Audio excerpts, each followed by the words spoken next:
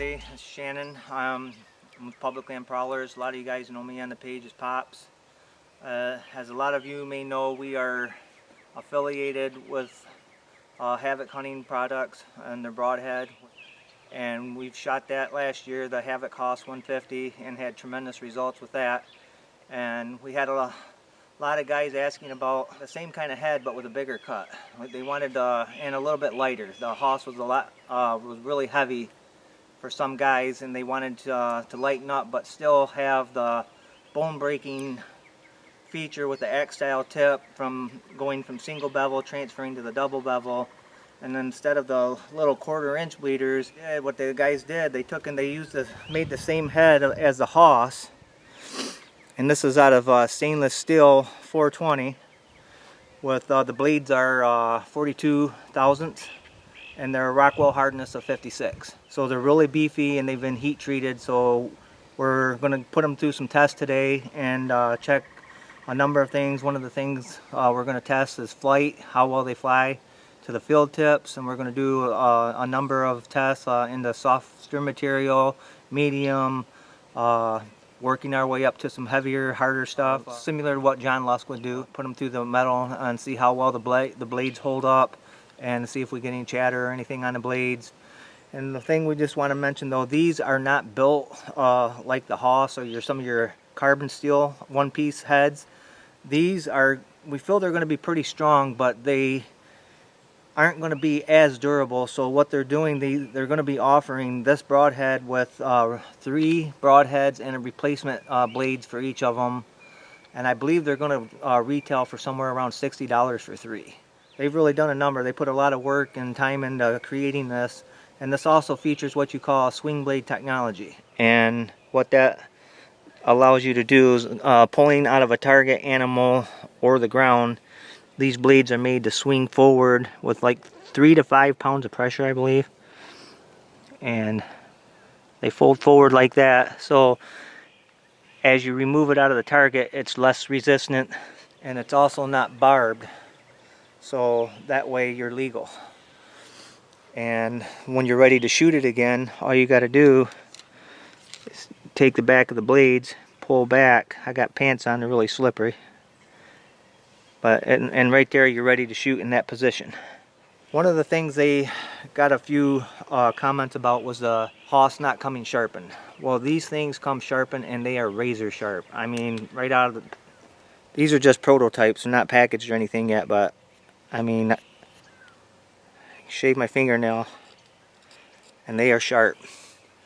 And so that's one thing they took care of for us, and along with the lighter weight and bigger cut. So they really listened to what guys wanted and what they were looking for in a head, and they came up with this Cyclone X and 100 grain. Alright guys, like I was saying, how this has the swing blade technology, as the blades go in this position, but when you start to remove it from your target, they swing forward to the opposite position, making it easier to remove the broadhead from whatever you've shot it into, whether it be the ground, the target, an animal.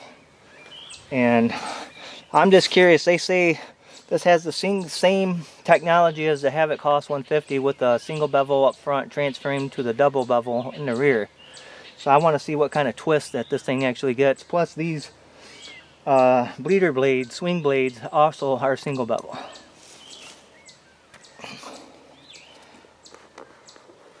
Oh yeah, I can feel that thing twisting coming out. And as you can see, coming out of the target, exactly what they're supposed to do. Alright, we're going to start at 20 yards, guys, and see what it does at 20. Then we'll move back to a farther distance and check it for how good it flies and accuracy at a farther distance.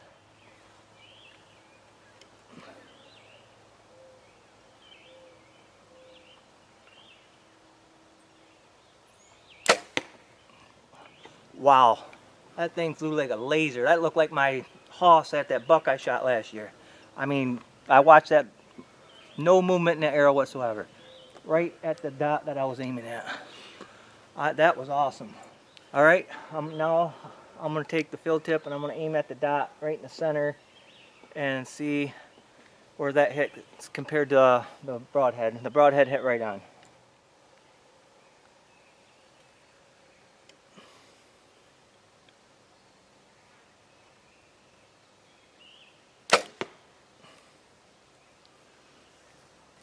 Both of them fly great, hit right where I was aiming. Alright, we're scooted back here, guys. We're going to try an arrow at 30. And I just want to say this is the first time I've shot my bow since hunting season. I'm not in mid-season form or anything like that. But I'm going for accuracy somewhat, but my main thing I'm testing today is I want to watch the flight of the arrow with the broadhead. See how it flies. And so that's what my main purpose is today. I'm going to do my best to hit the bullseye, but like I say, I just want to see how these things fly. One thing I just noticed here real quick, guys, make sure after you pull it out of the target, make sure you swing your blades back in the shooting position.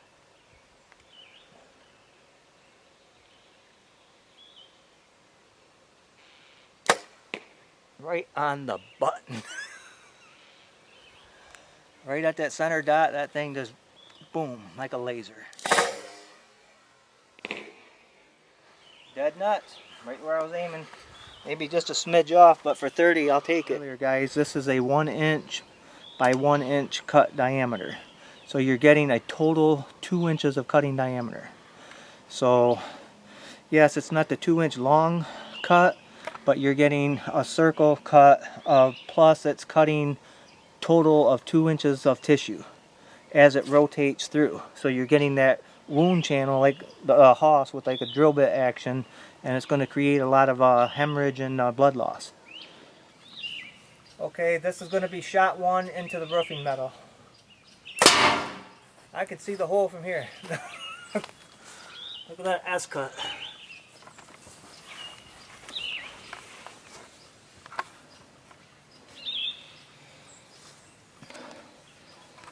Alright, I'm going to pull the metal back a little bit.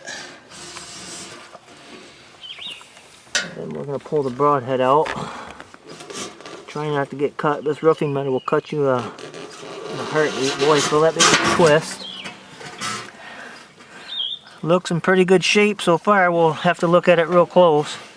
But it's in one piece. And one thing I want to point out, guys, the broadhead is in perfect condition. Still shave my nail with that. No chatter or anything on the blades. Feels pretty good, and I can definitely see the S cut from the single bevel to the double. And here's the swing blades right here. So if that was a hide, I would imagine I'd like to take, maybe if I find me a marker, but that thing, it's going to go all the way around. I've shot over the top style mechanicals in the past at a deer, and say this was the last rib of the deer, this barb right here. I was aiming here, and then when it hit, the blade, one blade caught the ribs, and that broadhead slid all the way down, and right up here is the front shoulder, and it finally went in right here. So it slid all the way down. So from this area here to here, I had an inch wide cut. The ribs, the hide, everything was missing. I could take my hand and stick it in there. There was nothing there. It was one long, like a 8-inch hole where it slid down the ribs because the blade failed, and it was so far forward that the over the top blade hit the ribs and everything, and it wouldn't allow it to enter the body. So it caused it to deflect and slide down the animal before it entered. And I got lucky because I barely got the front of the one lung. But that deer ran over 300 yards. I finally found it later that afternoon. But it really made me think twice about the over-the-top style mechanicals. And that's what this eliminates. Because when these blades are in the shooting position, the lead blade enters, and as that blade enters, these blades don't fold back. They keep cutting like another stationary blade. But they're leaving that hole a total 2-inch cutting diameter, and then if you have to pull it out of the animal, you get the swing blade technology to where you're not barbed and it's still legal. So they've eliminated that over-the-top style with this head, and you still get the big hole, and they've lightened it up for a lot of the guys that wanted the lighter head. Other thing that this eliminates is the popping with the rear deploying heads. They're a lot more energy efficient broadhead, but you still lose just a little bit. And like we say, we're not knocking them, guys. Like I say, I shot mechanicals for years, and I had good luck with them, I had bad luck with them. We feel whatever makes you happy, you shoot it. We're just trying to educate everybody out there. Some guys that are just getting into the sport, if they're thinking about a mechanical, if they're thinking about a fixed blade, they can kind of do a comparison to what might work for them. And with this head, it's always cutting, and there's no energy loss. It's just as soon as it hits the target, it's constantly cutting. And like I say, with that single bevel tip rotation, the X style tip with the single bevel in the front, you get that split of the bone, and it rotates and pushes the bone out of the way, transferring over to this double bevel, which eases resistance and more slicing for hemorrhaging. And with the wing blades, swing blades, they give you that bigger hole as it goes through the animal. Shot number 2 at 1/4 inch plywood. Penetrated it. I see 4 holes, so let's see what the back looks like. Looks like it did a little damage to the back of the plywood. So we'll get a good look once we get everything out here. Oh. Blades. Dang. They look pretty good. Yeah, the blades are really great shape. Everything's still good. Okay, we just checked the broadhead. The broadhead's still in great condition. And you can definitely see it did cause some damage, chipping the plywood, breaking it out of the way. And if that was a rib, guys, that's devastation. It just shattered the ribs and anything that it came in contact with. And now we're going to move up to a little bit thicker plywood and see if we can get through it. We'll move up to like 1/2 inch. Okay, so far it's done really well. We're going to up the game. We're going to move up to 1/2 inch. Shot 3 1/2 inch plywood. That sounded like it hit the front shoulder, but it definitely went through. Okay, as I get up here, you can definitely see where the broadhead kind of rotated through. And we'll see as it rotated through in the X style tip, see if it done any kind of, what kind of damage it done to the back. See if we can, oh my goodness, I love it. It will definitely leave a nice little hole.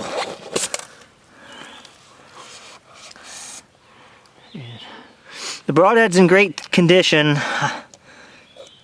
It's still got a little edge. It definitely could be touched up and sharpened, or I don't think you'd have to replace the blades. I think if you got a sharpener, you could just touch it up.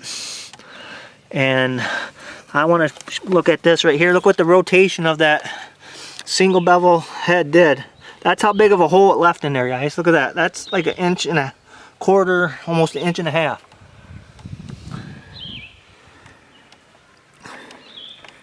Because if you measured from this point here to this point over here, I'll guarantee you that's 1.5 inches. And I mean, that's a big hole. You're going to lose some blood out of that hole. I tell you what, so far I'm extremely impressed with the guys at Havok. So far, this Cyclone X has really impressed me, and I am really impressed with this head, guys. This is a 100 grain head, and they beefed up the blades, the thickness of the blades, and this thing so far has really impressed me. It is really durable. It's held up to the test so far.